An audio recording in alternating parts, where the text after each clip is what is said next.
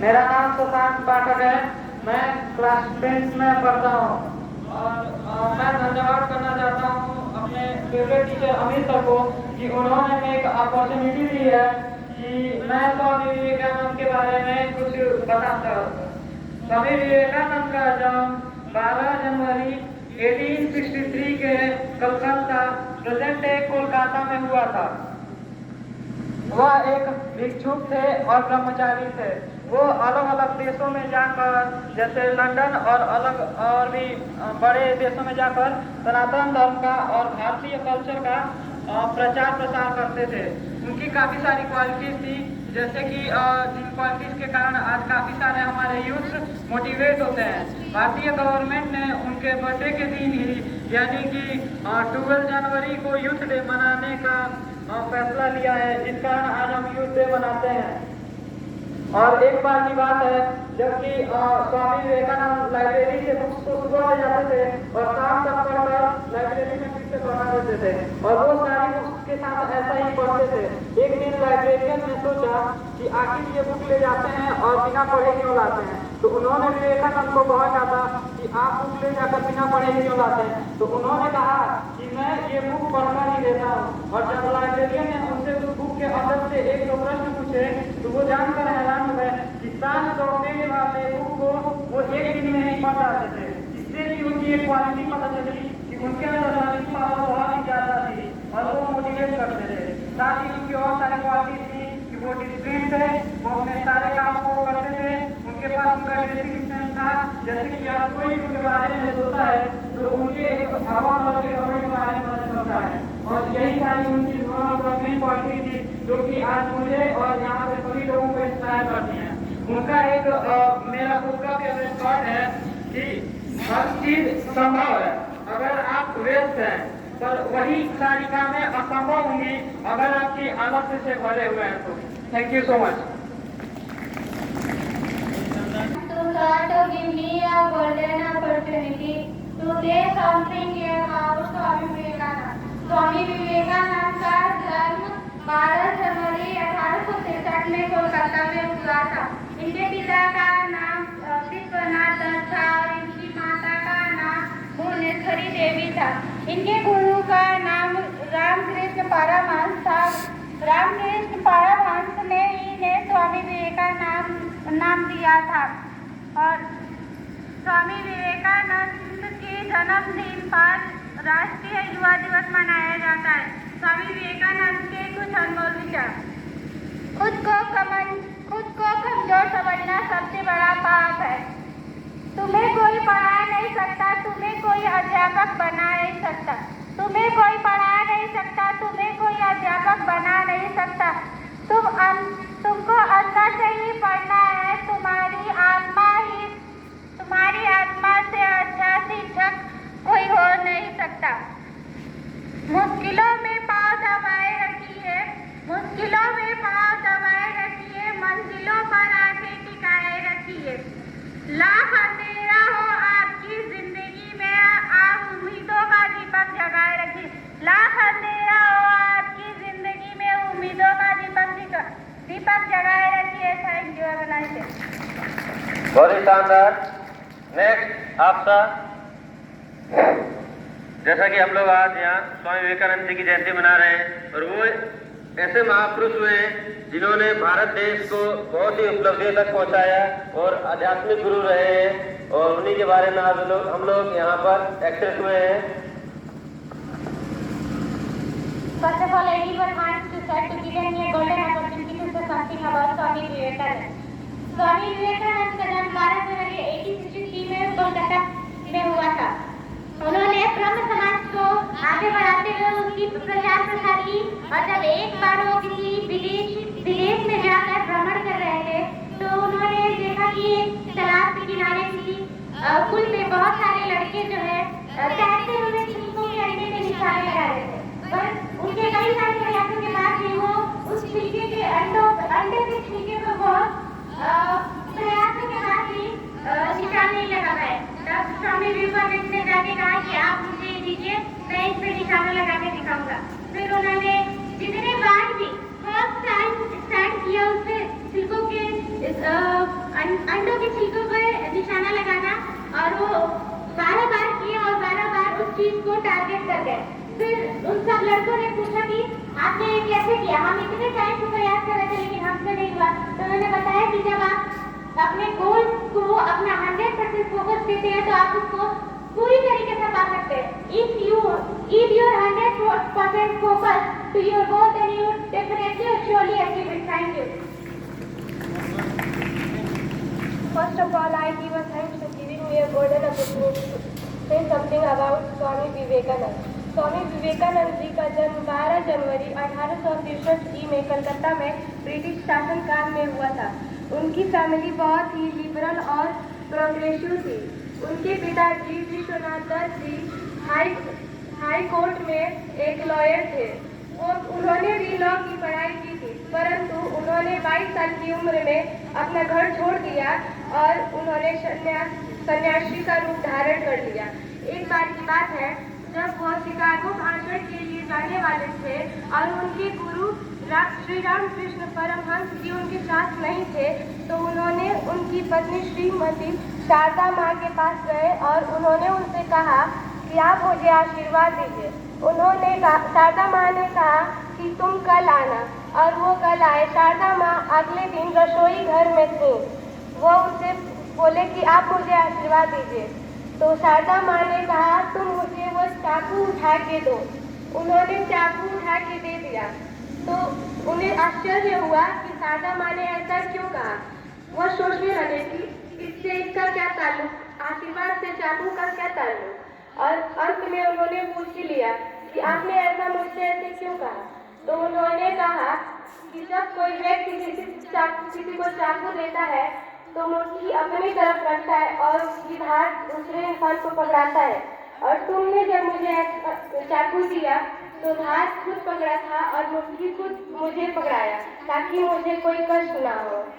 इससे ये पता चल सकता है कि तुम दूसरों की भलाई के लिए कष्ट झेल सकते हो। एक बार की बात है जब वह विदेश यात्रा के लिए जा रहे थे, कुछ अंग्रेज लोग उनके स्वागत के लिए आए थे। उन्होंने उनकी तरफ हाथ बढ़ाया और उन्हें हेलो कहा। तब स्वामी जी ने उन्हें हाथ जोड़कर नमस्ते किया।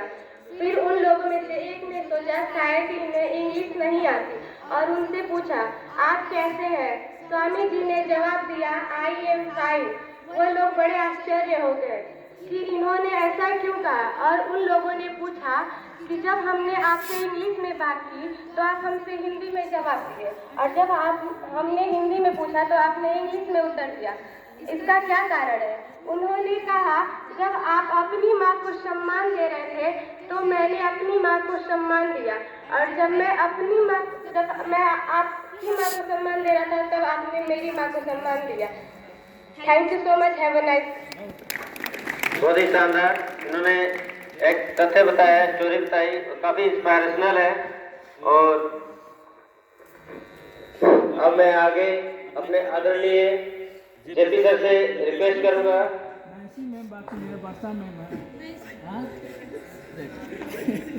तो मैं अपने आदरणीय चलिए जेपी सर इनके बाद आएंगे। बच्चों कुछ मैं भी आपको जानकारी दे देता हूँ। जैसा कि आप लोग सभी लोगों ने सुना कि स्वामी विवेकानंद जी एक वो महापुरुष थे जिनके विचार आज भी जिंदा हैं। उनकी अनेकों कहानियां हैं। वो ऐसे व्यक्ति थे जो अल्प आयु में मात्र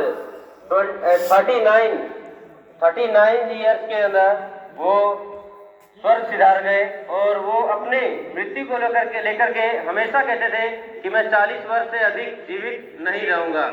और उन्होंने कम समय में ही उन्होंने वो सारे अक्षर कर लिए थे जो उन्हें एक अध्यात्म की ओर लेकर जाता है, और वो गीता का पाठ हमेशा पढ़ते थे। उनका एक फेमस जो उनका स्पीच रहा है वो शिकागो सम्मेलन का रहा है। जब वो सम्मेलन में भाग लेने गए तो वहां देखा कि गीता जो है वो सभी उनके राइटर से नीचे सबसे नीचे गीता रखी हुई है। सबसे नीचे उन्होंने गीता रखी हुई। वहां पर एक अंग्रेज ने उनसे पूछ लिया कि गीता जो है वो हमारे सभी राइटर से नीचे आपकी बुक रखी हुई है, इसमें आप क्या कह रहे हैं। तो आप मान जाएंगे कि गीता सबसे नीचे है। तो उन्होंने जैसे ही गीता को नीचे से हटाया तो सारी बुक नीचे गिर गई, क्योंकि उन्होंने बताया देखिए यहाँ से गीता ही एक सारी बुकों का आधार है। आपके सारे राइटर जिन्होंने जो ये लिखा है सब गीता से ऊपर रखे थे, लेकिन मैंने जो गीता यहाँ से हटा लिया है तो सारी बुक आपकी नीचे गिर चुकी है। तो इसका मतलब ये हुआ कि सारे नॉलेज का जो सोर्स है वो हमारी गीता है। गीता से ही सारा सोर्स चारों ओर फैला हुआ है, ठीक है। और उन्होंने जब अमेरिका में उन्होंने सम्मेलन में भाषण की शुरुआत की तो वो एकमात्र ऐसे व्यक्ति थे जिनके लिए लंबे समय तक वहाँ तालियां बजती रही। उन्होंने कहा था my dear American brother and sister, इस शब्दों से उन्होंने संबोधित किया और उनके लिए एक लंबी तालियां बजती रही। और उस सम्मेलन के बाद वो बहुत ही चर्चित हुए और आज मैं उनके लिए उनके विचारों पर समाज चल रहा है। और उनके लिए मैं छोटी सी कविता आपको सुनाता हूँ जो आज के समय में जो देश की हालत है, जो आज की युवा पीढ़ी है जो कहीं ना कहीं भटक गई है, उस युवा पीढ़ी को रास्ते में लाने के लिए मैं एक छोटी सी कविता की 2 लाइन बताता हूँ, ध्यान से सुनिएगा आप लोग। कहते हैं बांट दिया इस धरती को क्या चांद सितारों का होगा, बांट दिया इस धरती को क्या चांद सितारों का होगा, पूरे नदियों के कुछ नाम रखे बहती जलधारों का क्या होगा, बहती जलधारों का क्या होगा। आगे सुनिए, कहते शिव की गंगा भी पानी है, शिव की गंगा भी पानी है और आगे जमजम भी पानी है। आगे जमजम जो हज के लिए जाते होंगे वो जानते हैं कि वो एक पवित्र जल का कौन है।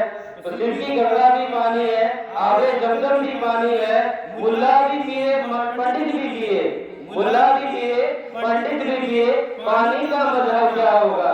और आगे बताया गया है इस कविता में कि जो कुछ ऐसे समाज में लोग होते हैं जिनका कोई धर्म नहीं होता है तो उनके लिए कहते हैं कि उन फिरका फरिश्तों से पूछो क्या सूरत अलग बनाओगे। फिरका फरिश्त वो लोग को कहा गया है कि जो किसी धर्म में पाए जाते हैं और उनको पूरा ज्ञान नहीं होता है। इन फिरका फरिश्तों से पूछो क्या सूरत अलग बनाओगे और एक हवा में सांस है सबकी, क्या हवा भी नहीं चलाओगे। और लास्ट लाइन बहुत ही शानदार आपको ध्यान सुनिए। और मैं इस मंच से आज की युवा पीढ़ी से ये सवाल पूछता हूँ कि सभी लोग आप लोग अपने समाज में इसका जवाब दीजिएगा कि आज के समय में जैसे हम लोग हिंदू मुसलमान में बटे हुए हैं, हिंदू मुसलमान में बटे हैं, तो ये चीजें हमारे यहाँ इस तरह से फैली हुई है तो हमें हिंदू मुस्लिम एकता दिखाना है, ठीक है। तो इस प्रकार से हमें समाज में नहीं बटना है। तो कहा जाता है बच्चों कि ऐसी मैम को मैं संबोधित करना चाहूंगा, आए और बच्चों को कुछ बताएं।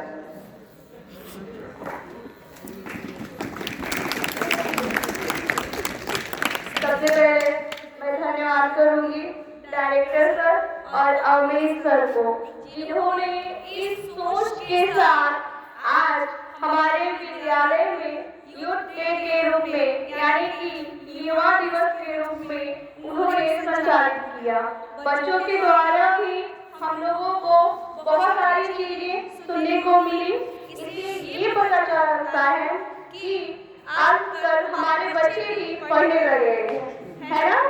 हाँ, चलिए स्वामी विवेकानंद जी के बारे में हम यही कहेंगे, जब उन्होंने अपने जीवन में ये प्रण ले लिया था कि वो ब्रह्मचर्य का जीवन यापन करेंगे, तो उनकी माँ को बहुत चिंता हुआ। उन्होंने उनके गुरु रामकृष्ण परमहंस जी के पास जाकर कहा कि देखिए मेरा बेटा सारे जीवन के सुखों को त्याग कर ये चीज करने के लिए आगे आया है, कृपया आप इस चीज को लेकर उसे रोकें ताकि वो ब्रह्मचारी का जीवन यापन न कर सके। लेकिन हमारे स्वामी विवेकानंद जी एक जिद थी उन्हें अपने धार्मिक चीजों को लेकर कि अपने जीवन में वो आज जो युवा दिवस के रूप में हम लोग जानते हैं तो शायद वही जिद है ताकि उनको आज हम लोग 12 जनवरी के लिए याद करते हैं। और उन्होंने अपनी माँ की बात मान ली होगी तो शायद आज उनके लिए हम लोग युवा दिवस के रूप में नहीं मनाते। ठीक है, तो एक जिद होना चाहिए हमें अपने लक्ष्य को पाने के लिए। आप लोग पास 10th का एग्जाम आ रहा है, तो 10th वालों के लिए स्पेशल वो जिद तो होनी चाहिए कि वो लोग 95% का टारगेट बनाकर चले और स्वामी विवेकानंद की तरह ही अपने युवा जीवन को प्रेरित बनाए और लोगों को उससे प्रेरणा मिल सके। धन्यवाद।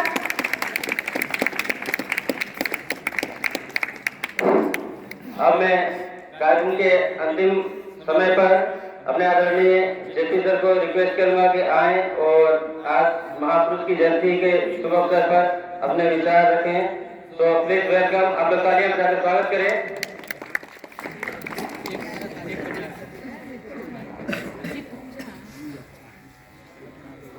Respected teachers, students and all employees, आज स्वामी विवेकानंद जी का जन्म दिवस है। 12 जनवरी सन 1863 को कलकत्ता में स्वामी विवेकानंद जी का जन्म हुआ था। जैसा कि हमारे विद्यार्थी, टीचर्स सभी लोगों ने बताया। एक कहानी स्वामी विवेकानंद जी की ये रही, उनका परिवार वो मध्यम श्रेणी का परिवार था। पिताजी उनके कलकत्ता में एक वकील थे। पिताजी के मृत्यु के बाद जब उनका डेथ हो गया तो स्वामी विवेकानंद जी के परिवार पर और उनके ऊपर संकट आ गया। अर्थव्यवस्था बहुत कमजोर थी।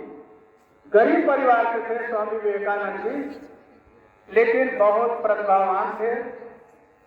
और कुछ समय व्यतीत करने के बाद परिवार छोड़ के और रामकृष्ण परमहंस जी के शरण में चले गए। वो भी देश के अपने धरोहर थे, बहुत बड़े विद्वान थे, महान थे। उनके पास गए और उनकी सेवा करने लगे और गुरु शिक्षा लेने लगे स्वामी विवेकानंद। और रामकृष्ण परमहंस जी के वहां ही उनको स्वामी विवेकानंद नाम से पुकारने लगे परमहंस। देखिए, गुरु और शिष्य वहां भी बहुत लोग हैं, बहुत शिष्य थे रामकृष्ण परमहंस जी के आश्रम में जहां शिक्षा ग्रहण करते थे। लेकिन ये अपना प्रथम स्थान प्राप्त कर लिए वहां पे शिष्यों में। एक बार उनके गला में प्रॉब्लम थी स्वामी विवेकानंद जी के, कब बहुत ज्यादा निकल रहा था, खांसते थे। उनकी सेवा जिस भाव से जितना चिपक के कैंसर हो गया स्वामी रामकृष्ण परमहंस को, उसमें भी उनके साथ चिपक के उनकी सेवा करना सब लोग नहीं कर पाते। बहुत से नाक बंद करके उनके पास जाते थे, लेकिन